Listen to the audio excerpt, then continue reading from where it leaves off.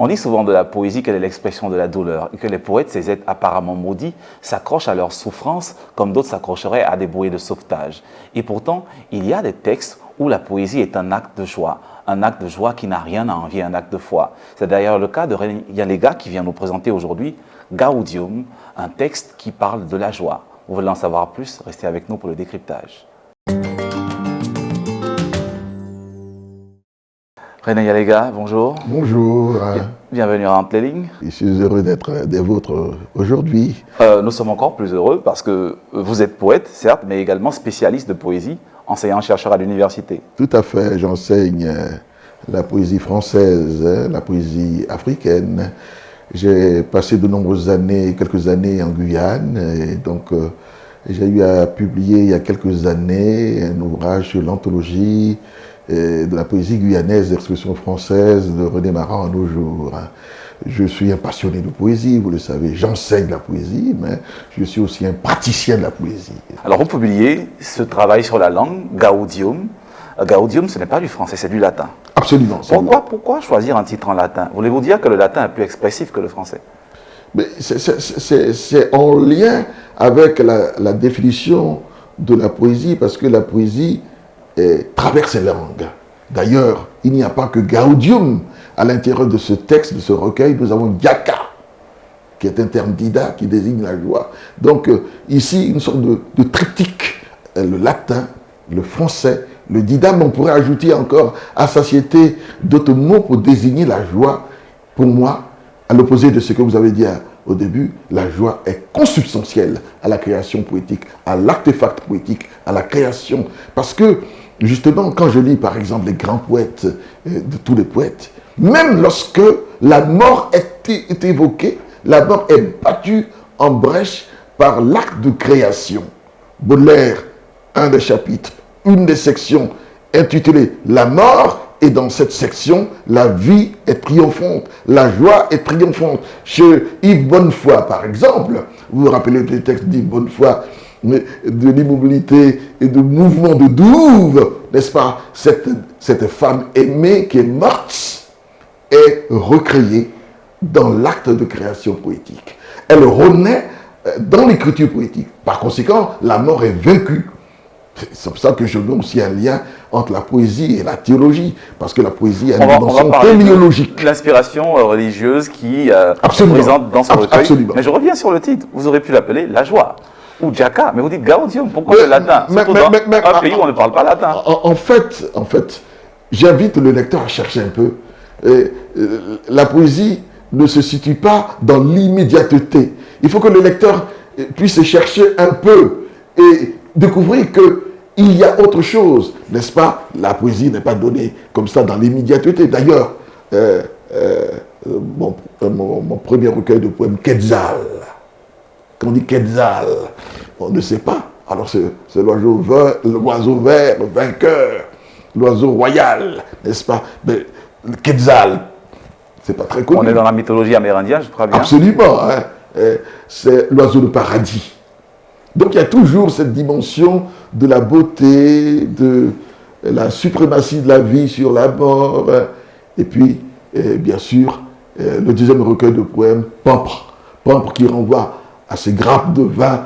Et pour dire que la poésie a une dimension de l'ivresse, de la joie d'ébriété. Il y a une dimension dionysiaque de la poésie. D'ailleurs, la joie est liée à cette joie débridée, n'est-ce pas? Dimension à la fois apollinienne, dionysiaque de la poésie. Alors, on parlait de joie. À l'entame, je parlais également d'acte de joie comme acte de foi. C'est d'ailleurs le cas dans ce recueil de poèmes. Le préfacier le dit. Ce n'est pas sans raison que le poète Yalega, homme de foi, ose un mot latin à connotation religieuse, comme titre de son ouvrage, en tant que nom, renvoie à des textes théologiques chrétiens. La dimension religieuse de ces poèmes, pourquoi? Elle est très, très importante. Je l'ai dit, que la poésie a une dimension sotériologique. La poésie renvoie au salut. Vous voyez, Yves Bonnefoy écrit, alors que sa femme est décédée, lorsqu'il écrit du mouvement, de l'immobilité, du mouvement de douve, via l'écriture, la femme morte ressuscite dans l'écriture et trouve la joie dans l'exercice d'écriture.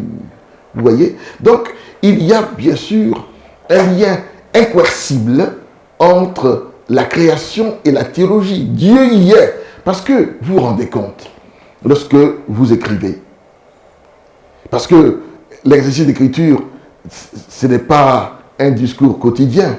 Il y a quelque part une inspiration divine. Quand je rencontre les poètes, parce que j'en ai rencontré beaucoup, notamment lorsque je discute avec les poètes guyanais et d'autres poètes, lorsque je leur lis leurs textes, leurs poèmes, ils me disent, ben, René, mais est-ce que c'est bien moi qui ai écrit ce texte? Parce qu'ils se rendent compte qu'il y a quelque chose qui vient d'en haut. Parce que finalement, le poète est un prophète qui vaticine. Il y a des liens entre la poésie et la théologie. D'ailleurs, la joie, ici, gaudete, réjouissez-vous. C'est une injonction du Christ que Paul reprend. Réjouissez-vous, gaudete, réjouissez-vous. Parce que la vie n'est pas possible sans la joie. D'ailleurs, c'est ce que je dis, et ce que dit Morin, justement, que la vie n'est possible que s'il y a de la joie, que s'il y a de la poésie. Il faut de la poésie pour vivre, parce que la vie, sans la joie, est une sorte de moment de tristesse. Parce que nous avons des difficultés, nous avons des problèmes, on est envahi par tous ces problèmes et la poésie nous aide à vivre. La poésie nous aide à vivre. Écrire de la poésie pour être sauvé, mais entrons dans le cœur du texte maintenant avec l'un des poèmes qui riait. Vous parliez de joie, et pourtant ce poème-là n'est pas du tout joyeux. Vous dites « Souffle souffreteux du soufre, souffle la suie dans la pestilence, outrecuidante de l'âcre odeur, de la souffrance et de la douleur extrême. Dans le silence tintamarre, il faut sortir de l'enfer, de la déréliction et du spleen. » C'est un appel, mais la douleur est bien présente. Oui, c'est pour cela que un de mes amis disait, et c'est vrai, que ce n'est pas une joie béate. Je vous parlais de Baudelaire tout à l'heure, dans Les Fleurs du Mal, il y a une section intitulée « La mort ». C'est pour mieux vaincre la tristesse, c'est pour mieux vaincre la déréliction, le spleen, que nous abordons cette souffrance ténébreuse. Et puis, au bout du compte, l'écriture nous aide à sublimer, à dépasser cette souffrance. La souffrance est liée à notre existence. Est-ce que finalement, ce n'est pas une conception doloriste de la joie? Comme si, dans le discours chrétien, ou même, on va dire, évangélique en général, on ne pouvait être heureux ou joyeux qu'en passant par la souffrance. C'est une sorte de marche initiatique. Parce qu'il faut rapidement vivre ces moments de douleur, de douleur intense, comme si on avait besoin de cela pour accéder à la joie totale, pour ne pas dire au bonheur. C'est ça. Et justement, lorsque vous écrivez un texte poétique, vous passez par des moments de transe, des moments de douleur, c'est vrai. Pendant que vous écrivez, et puis lorsque vous accouchez du texte, il y a une sorte de délivrance. Comme si vous étiez sauvé. Et puis, il y a cette joie totale après l'accouchement. C'est extraordinaire. C'est ça la poésie. C'est ça la poésie. On reviendra à cette question dans pas très longtemps. Le temps pour nous de recevoir quelqu'un qui a hâte de vous poser une question. L'instant lecteur. Surprise pour surprise, le lecteur que nous recevons aujourd'hui, afin d'échanger autour de Gaudium de René Yalega, est son propre frère. Benjamin Yalega, bonjour. Bonjour. Bienvenue sur le plateau d'Antelink. Merci. Vous avez tenu à être là pour parler du livre de votre frère. Pourquoi? Le thème de la joie est très important pour nous les chrétiens. Et le Christ parle des béatitudes. Et nous, chrétiens, nous devons toujours surmonter toutes les difficultés que nous avons, le vécu quotidien avec ces angoisses pour être en joie. Parce qu'il est important d'être en joie et affronter la vie pour être en vie. Oui, Yalega est tout à vous pour la question. Alors, j'ai bien aimé ce recueil de poèmes qui se présente finalement comme un long souffle. et je l'ai bu, comme on le dit, comme un bon vin des tropiques, hein, d'un seul trait. Je voudrais poser cette question. Les textes, là, certains textes, ils se présentent comme des calligrammes, et cela fait penser à Apollinaire. Alors, quel est le sens profond que vous donnez à cette disposition typographique des vers qui est assez singulière? Merci. C'est une question tout à fait importante parce que d'abord j'ai été influencé par la poésie de Guillaume Apollinaire que j'ai lu, j'ai relu, et il y a certainement une volonté de faire voir mon attachement à la poésie d'Apollinaire qui est liée à l'esprit nouveau et les poètes. L'esprit nouveau et les poètes. Faire en sorte que le dessin, les images rejoignent le texte poétique. Il y a une sorte de lien entre les formes indiquées et l'esthétique de la joie déployée dans les textes. Donc, je me réclame de cet héritage d'Apollinaire.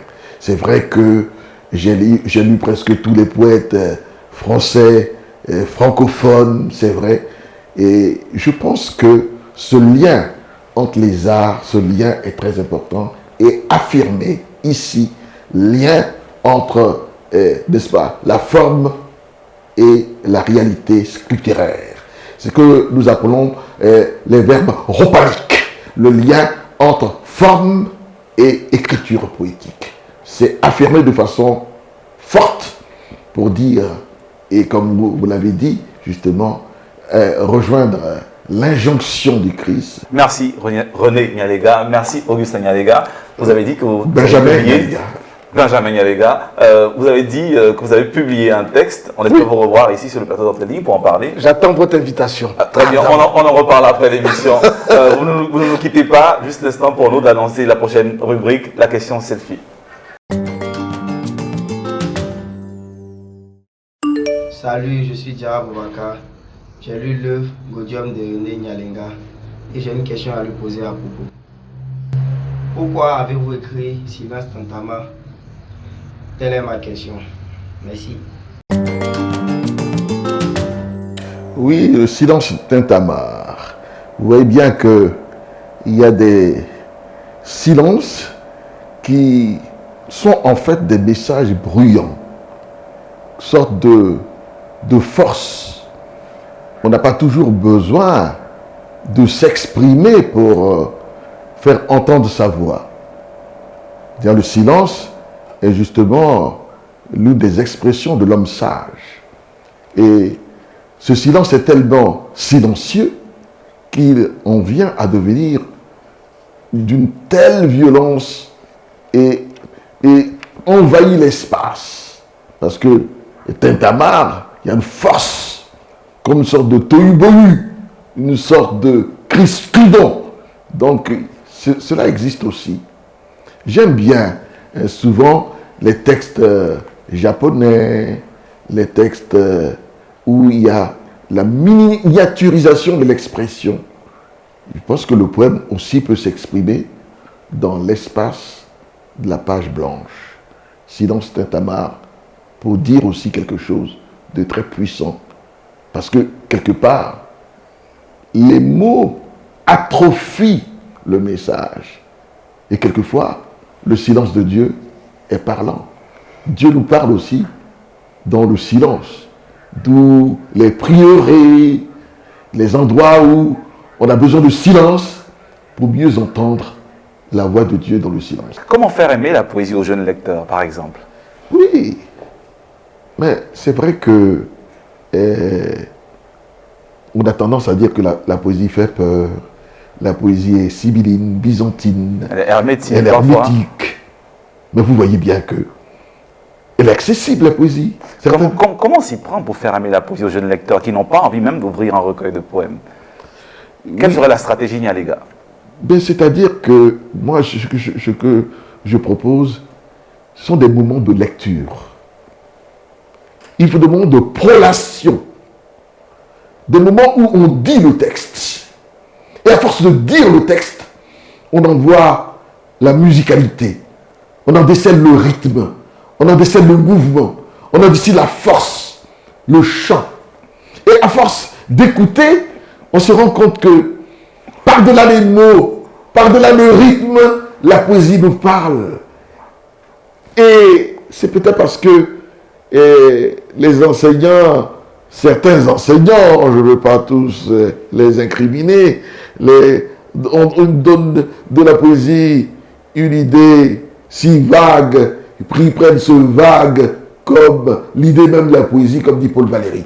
Non, la poésie peut être aimée. D'ailleurs, pour moi, les jeunes ont compris le sens de la poésie via l'islam. C'est cette nouvelle forme de poésie que les jeunes aiment. Donc la poésie n'est pas perdue. Elle vit autrement, sous une forme autre.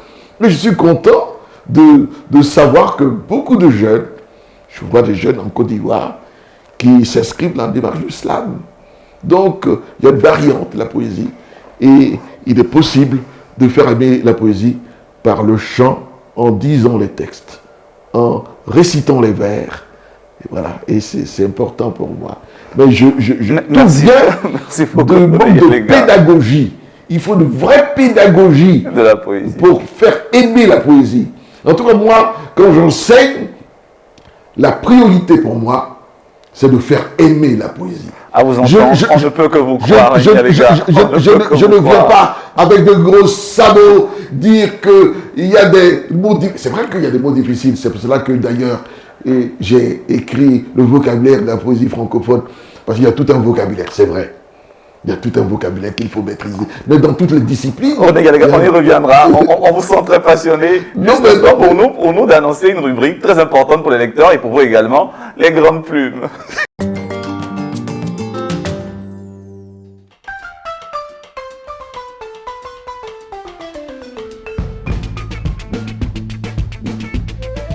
Léopold Sédar Senghor est né le 9 octobre 1906 à Joal, au Sénégal, et mort le 20 décembre 2001 à Verson, en France.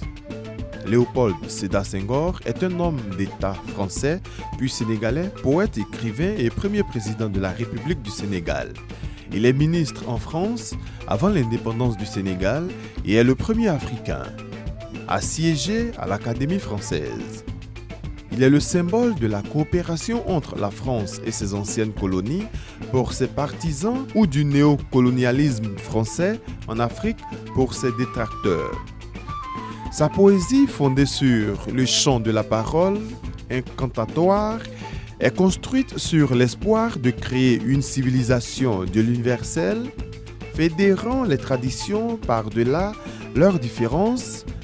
Par ailleurs, il approfondit le concept de négritude, notion introduite par Aimé Césaire, qu'il a défini ainsi: la négritude est la simple reconnaissance du fait d'être noir et l'acceptation de ce fait de notre destin de noir, de notre histoire et de notre culture.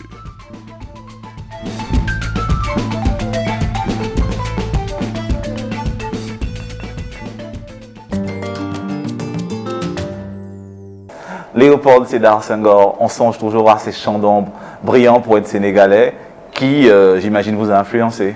Oui, mais je peux dire que du vivant de Senghor, une longue correspondance avec Léopold Sédar Senghor. Ce que j'aime chez Senghor, indépendamment de sa création poétique, il était respectueux des hommes. J'étais étudiant et chaque fois que j'écrivais à Léopold Sédar Senghor, il me répondait systématiquement, automatiquement. Vous êtes poète, on a assez longtemps parlé de gaudium, de joie, de poésie. Vous êtes également président de la Fondation Bernard Belin Dadier. Président de la Fondation Bernard Dadier, président de l'Université méthodiste de Côte d'Ivoire, j'ai d'autres activités, professeur. C'est surtout la mémoire de Dadier qui m'intéresse. Oui, absolument. Comment se porte la mémoire de professeur Dadier à l'Université Félix Houphouët-Boigny, tout à fait. Et Bernard Dadier. Comment se porte la mémoire littéraire de Bernard Dadier? Pour moi, est un patrimoine national et il faut à tout prix conserver ce patrimoine-là. C'est pour cela que je lance un appel au pouvoir public, au ministère de la Culture, à la francophonie, pour que la journée du 9 mars, jour où il nous a quittés, soit la journée de la créativité en Côte d'Ivoire, où tous les arts puissent s'exprimer en mémoire du pionnier, du seigneur, du seigneur des lettres ivoiriennes. Il le mérite dans tous les arts, dans tous les genres. Il a été précurseur et c'est extraordinaire. Aujourd'hui encore, avec le travail fait par Madame la secrétaire générale de la Fondation Nicole Benichilioni, nous découvrons encore des inédits.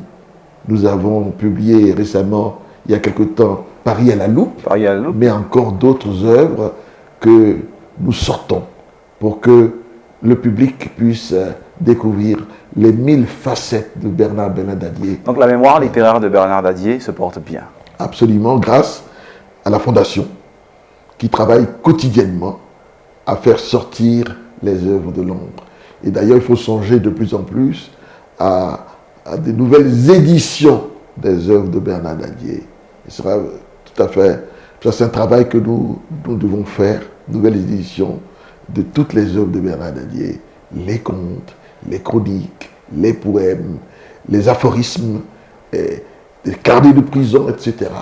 Tout cela mérite d'être réédité et présenté au public, parce que le message de Bernard Dadier demeure présent pour nous aujourd'hui et pour les générations futures. Merci beaucoup René Nyalenga. Merci pour ce beau moment de littérature, de poésie. L'occasion de parler de poésie, de la création poétique au-delà de Gaudium. Vous m'avez permis de faire partager ma passion du faire poétique, de l'artefact poétique, qui fait partie intégrante de notre existence, qui a une vertu théologique et même téléologique. Et c'est important pour le salut de l'homme. Gaudium. Gaudium. Joie. Gaudete. Nous vous remercions. À très bientôt. Je vous l'avais dit à l'entame de cette émission, la poésie n'est pas que souffrance, elle est joie, elle est gaudété, elle est gaudium. Alors n'oubliez pas, chers lecteurs, chers lectrices, de courir vers toutes les librairies afin de vous offrir ce bijou de poésie. En attendant, comme je vous le dis tout le temps, je vous le redis à nouveau, lire des livres, place au slam.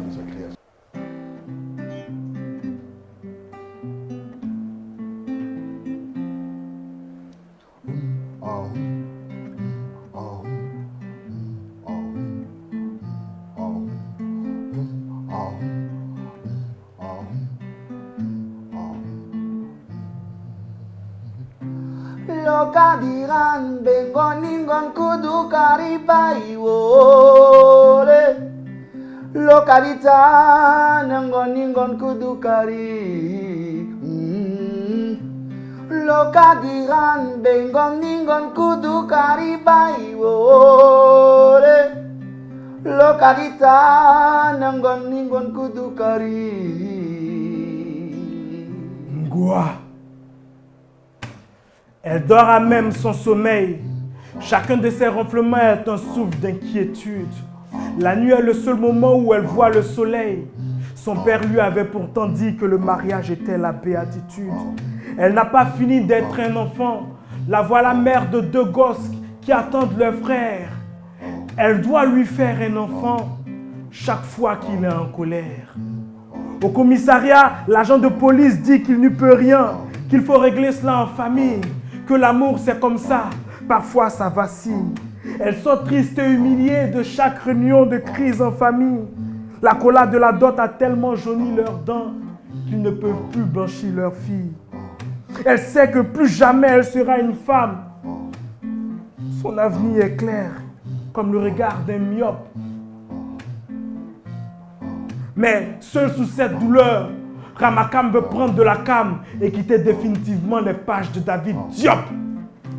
Lokadiran bengoningon kudu karibai wole Lokaditan ngoningon kudu kari Lokadiran bengoningon kudu karibai wole Lokaditan ngoningon kudu kari